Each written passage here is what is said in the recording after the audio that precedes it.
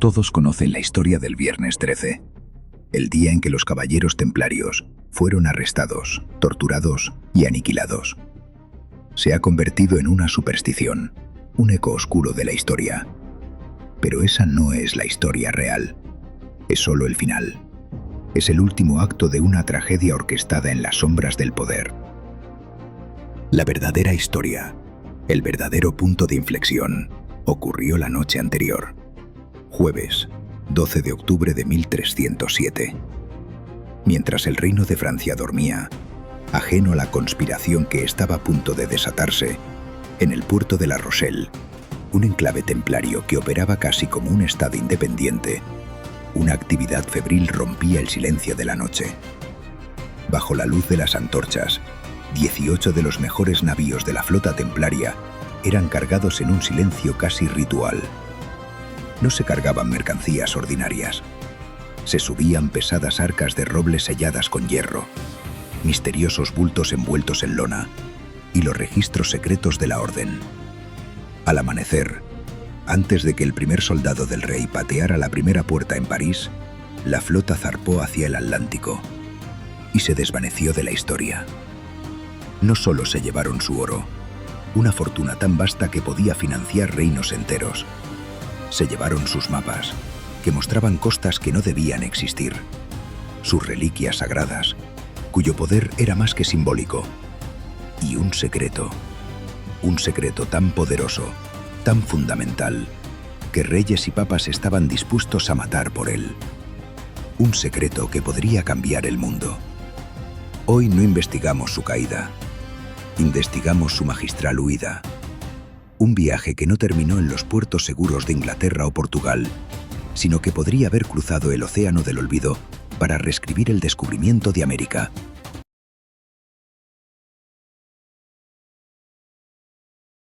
Para entender qué había en esos barcos y por qué huyeron con tanta precisión, debemos volver al principio, a la tierra quemada por el son de Jerusalén, en el año 1118.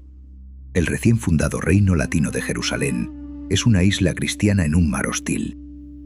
Los peregrinos que viajan desde los puertos hasta la ciudad santa son presa fácil de bandidos y partidas de guerra. La protección es una necesidad desesperada.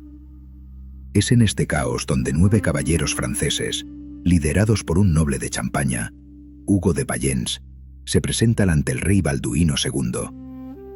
Su propuesta es audaz, casi suicida: formar una orden de monjes soldado para proteger las rutas. El rey, desesperado por conseguir tropas leales, acepta. Les concede un cuartel general único, un lugar de inmenso poder simbólico y estratégico, un ala del Palacio Real, situada sobre las ruinas del Templo de Salomón. Aquí es donde la historia oficial, la que se cuenta en los libros, empieza a desmoronarse bajo el peso de la lógica. Durante 9 años completos, desde 1118 hasta 1127, la Orden de los Pobres Caballeros de Cristo no reclutó a nadie más. Siguieron siendo solo 9 hombres. 9 caballeros para proteger miles de kilómetros de rutas infestadas de peligros. Era una misión imposible, una farsa militar. A menos, claro, que su verdadera misión no estuviera en la superficie, sino bajo tierra. Las crónicas de la época, como la de Guillermo de Tiro, apenas los mencionan en estos primeros años, como si fueran una nota a pie de página sin importancia. Pero el silencio es, a menudo, elocuente. ¿Qué hicieron 9 hombres de la élite militar y noble de Europa durante casi una década? Las leyendas y ciertos textos apócrifos sugieren una respuesta asombrosa. No estaban patrullando, estaban cavando. Organizaron la primera y más secreta excavación arqueológica de la historia, bajo el lugar más sagrado del mundo. Buscaban algo que el propio Salomón habría escondido de los babilonios. Un manuscrito hallado en el Archivo Secreto Vaticano, el Pergamin Secretum, afirma que encontraron libros de conocimiento antiguo y artefactos relacionados con las genealogías de los judíos. ¿Qué significa esto? Algunos teóricos sugieren que encontraron pruebas de una línea de sangre davídica que se extendía hasta Jesús. un secreto que habría hecho temblar los cimientos de la Iglesia Católica. Otros creen que hallaron el Arca de la Alianza, o quizás algo más tangible, los secretos arquitectónicos de la geometría sagrada, el conocimiento tecnológico de una civilización perdida. Sea lo que fuere, su descubrimiento les otorgó una palanca para mover el mundo.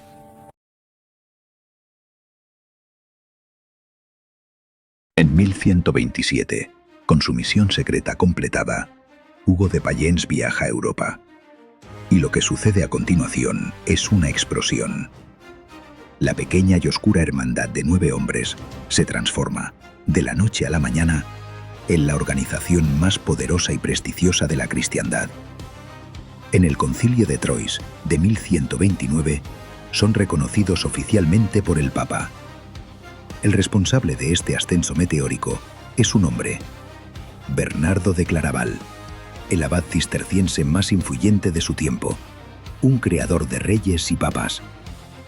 Su apasionado sermón, En alabanza de la nueva milicia, es una obra maestra de la propaganda que atrae a miles de los mejores hijos de la nobleza europea a las filas de la orden.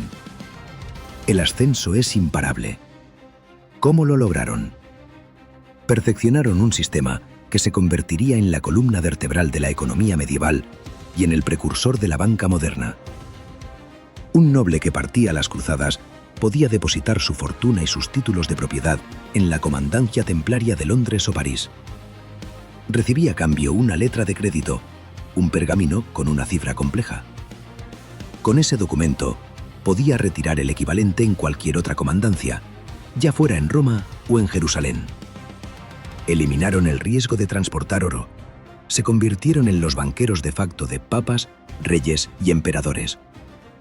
Su red de más de 9.000 propiedades, desde granjas en Inglaterra hasta castillos en Siria, funcionaba como una corporación multinacional perfectamente coordinada, inmune a los impuestos locales y respondiendo únicamente ante el Papa.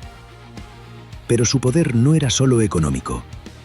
En el campo de batalla, eran las fuerzas especiales de su tiempo. Disciplinados, bien equipados y fanáticos, a menudo eran la punta de lanza que rompía las líneas sarracenas o la retaguardia que salvaba ejércitos enteros de la aniquilación.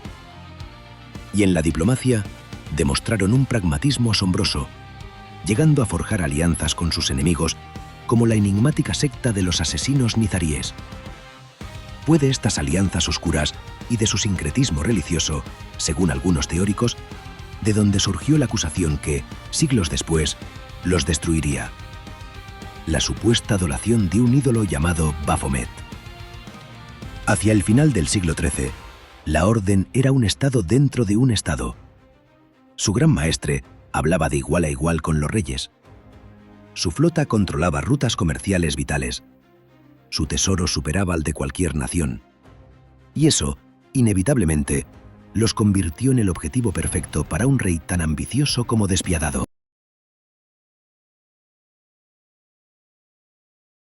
El rey Felipe IV de Francia, apodado el Hermoso por sus rasgos, poseía una voluntad de hierro y una piedad que bordeaba el fanatismo. Creía ser el instrumento de Dios en la tierra. También era un monarca que había heredado un reino al borde de la bancarrota. Para financiar sus guerras, había expulsado a los judíos para confiscar sus bienes y había devaluado la moneda hasta provocar revueltas populares. Su conflicto con el Papa Bonifacio VIII había terminado con el pontífice humillado y muerto, y con el papado trasladado a Aviñón, bajo el control efectivo de la corona francesa. Felipe tenía un patrón de comportamiento. Cuando necesitaba dinero o poder, eliminaba el obstáculo sin piedad, usando la ley y la religión como armas. Y la orden templaria, su principal acreedora y un poder independiente dentro de su propio reino, era el obstáculo definitivo. El plan fue urdido en secreto con su maquiavélico consejero, Guillermo de Nogaret, y un papa débil, Clemente V, que le debía el trono. La operación policial se planeó con una precisión militar aterradora.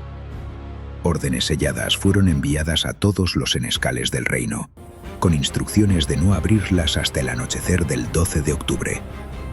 La acusación tenía que ser tan monstruosa que paralizara cualquier defensa.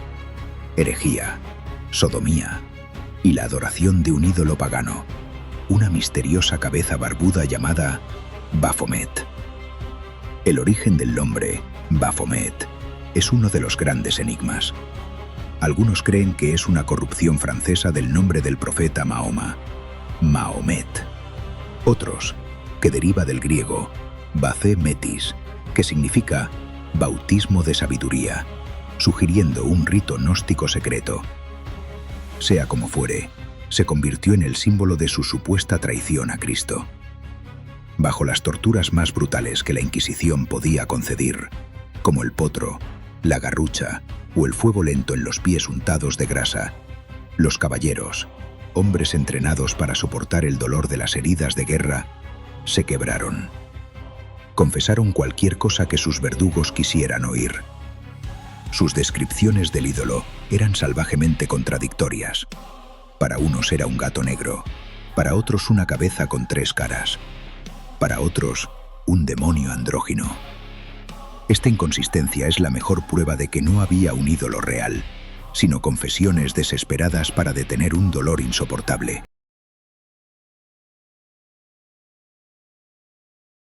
Pero mientras los soldados de Felipe torturaban a los caballeros, sus tesoreros se llevaron la sorpresa de sus vidas.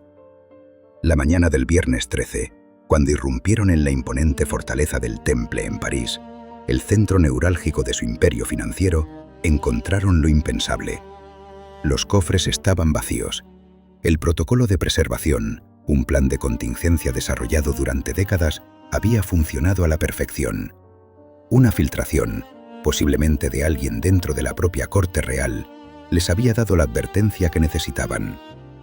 La flota de La Rochelle, junto con otros 24 navíos en puertos del Mediterráneo, había zarpado. El verdadero tesoro, el conocimiento y la riqueza móvil, estaba a salvo. La red templaria había demostrado ser más eficiente que el Estado francés. El juicio fue una farsa que duró 7 años. Finalmente, el 18 de marzo de 1314, Jacques de Molay, el último gran maestre, un anciano que había soportado años de prisión y tortura, fue llevado a una pequeña isla en el Sena para ser quemado en la hoguera. Frente a la Catedral de Notre Dame, en un último y espectacular acto de desafío, se retractó de su confesión forzada, proclamando la inocencia de la orden y la pureza de su fe. La leyenda, recogida por cronistas de la época, cuenta que, mientras las llamas comenzaban a consumirle, alzó la voz y maldijo a sus verdugos: «Papa Clemente, caballero Guillermo de Nogaret, rey Felipe, os emplazo a comparecer ante el tribunal de Dios en el plazo de 1 año para recibir vuestro justo castigo». El Papa Clemente V murió solo 1 mes después, consumido por una enfermedad espantosa. Guillermo de Nogaret murió poco después, presuntamente envenenado. Y el rey Felipe IV, el monarca más poderoso de Europa, murió antes de que acabara el año, víctima de un misterioso accidente de caza. La maldición, para el pueblo supersticioso de la Edad Media, se había cumplido. La orden fue disuelta, sus miembros dispersados, su historia oficialmente terminada. Pero para nosotros, es aquí donde empieza la verdadera investigación. Con su flota intacta, su tesoro a salvo y su red de contactos secreta, los templarios no desaparecieron, se ocultaron, se transformaron. Y la pregunta que nos obsesiona desde hace 700 años es: ¿a dónde fueron?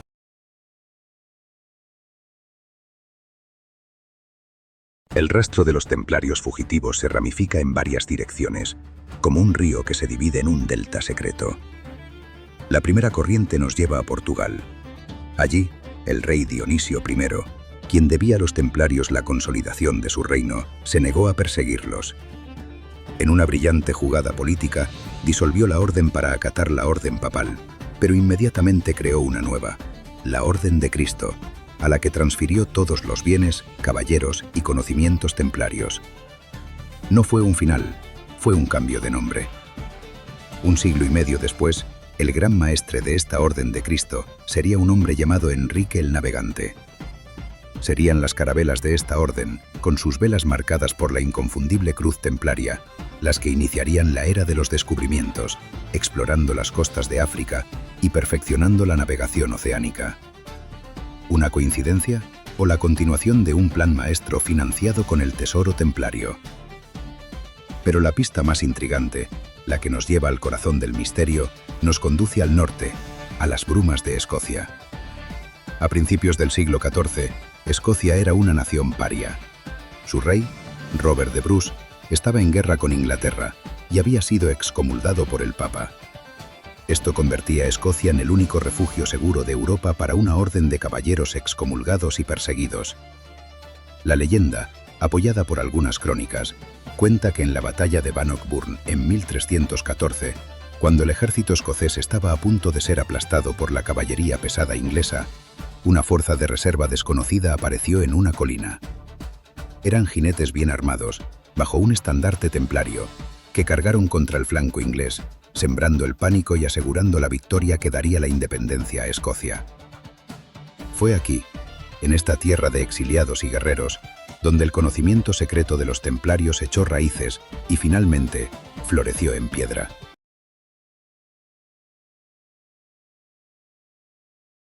Nuestra primera parada en este rastro nos lleva a la capilla Roslin, cerca de Edimburgo. No es una simple iglesia, es un enigma arquitectónico, un libro de piedra. Construida a mediados del siglo XV por William Sinclair, un noble de una familia con profundos lazos legendarios con los templarios, la capilla es una biblioteca de simbología. Sus muros están cubiertos de grabados que mezclan iconografía cristiana, pagana, celta y masónica. El pilar del aprendiz, con sus dragones mordiendo las raíces del árbol de la vida, cuenta una historia de conocimiento prohibido. Pero es en el techo, entre los intrincados diseños florales, donde encontremos algo imposible, algo que no debería existir. Grabados detallados, inequívocos para cualquier botánico, de lo que parecen ser mazorcas de maíz y hojas de aloe.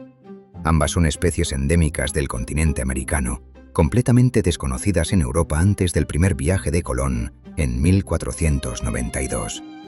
La capilla fue terminada décadas antes. ¿Cómo es posible? Los escépticos argumentan que son representaciones estilizadas de trigo o lirios, pero la precisión de los detalles desafía esa explicación. ¿Cómo pudieron los canteros de Roslin conocer estas plantas con tal exactitud? La respuesta podría estar en el abuelo del fundador, Henry I Sinclair, conde de Orkney y señor de Roslin.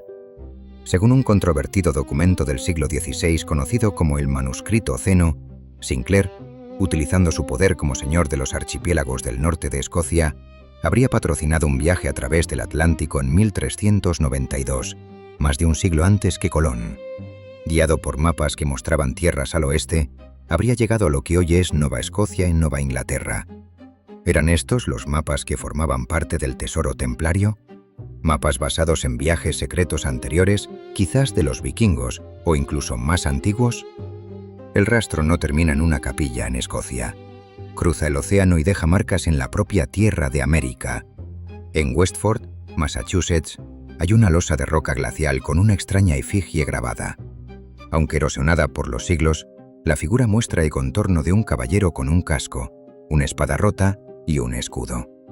Expertos en heráldica han afirmado que el blasón del escudo coincide con el del clan Gunn, parientes cercanos de los Sinclair, un memorial dejado por un miembro de la expedición de Sinclair que cayó en el Nuevo Mundo. Y aún más impresionante, la torre de Newport en Rhode Island. Durante siglos se creyó que era un molino de viento colonial, pero su arquitectura es un rompecabezas. Es una estructura circular de piedra, sostenida por 8 arcos, cuya construcción es mucho más sofisticada que la de cualquier edificio de los primeros colonos. Su datación por radiocarbono ha arrojado fechas que coinciden con el siglo XV, mucho antes de la llegada de los ingleses. Pero lo más revelador es su diseño. Su planta circular y sus dimensiones guardan un parecido asombroso con las iglesias templarias circulares de Europa, como la iglesia del Temple en Londres o la de Cambridge, que a su vez imitaban la iglesia del Santo Sepulcro en Jerusalén. ¿Coincidencia? ¿O la prueba definitiva de una presencia templaria en América? Una avanzadilla, 100 años antes de que Colón pidiera financiación a los reyes católicos.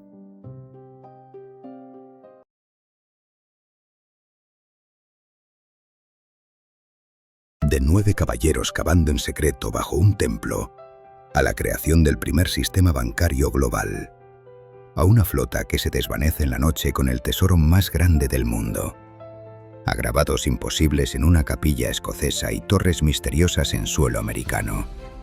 La historia de los templarios es la prueba de que un secreto, si es lo suficientemente poderoso, puede sobrevivir a sus guardianes, transformarse y renacer. El rey Felipe IV cometió un error de cálculo fatal. Pensó que el tesoro templario era oro y propiedades que podían ser confiscados. Pero el verdadero tesoro era intangible, indestructible. Era el conocimiento.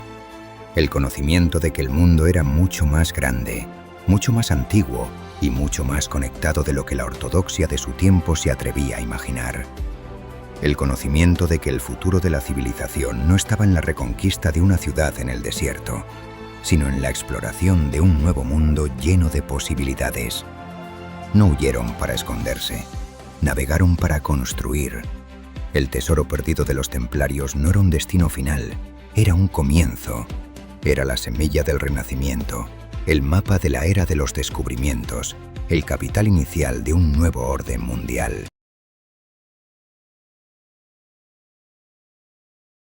Se dice que el conocimiento templario nunca se extinguió, sino que fue cuidadosamente preservado y transmitido a través de redes de iniciados y sociedades secretas que influyeron en la historia para siempre, desde las logias de los masones hasta los círculos de los rosacruces. Si quieres descubrir quiénes fueron los herederos de este secreto y cómo lo utilizaron para dar forma a nuestro mundo moderno, no te pierdas nuestro vídeo sobre los secretos de los masones y su conexión directa y profunda con los caballeros fugitivos. Haz clic aquí para continuar el viaje.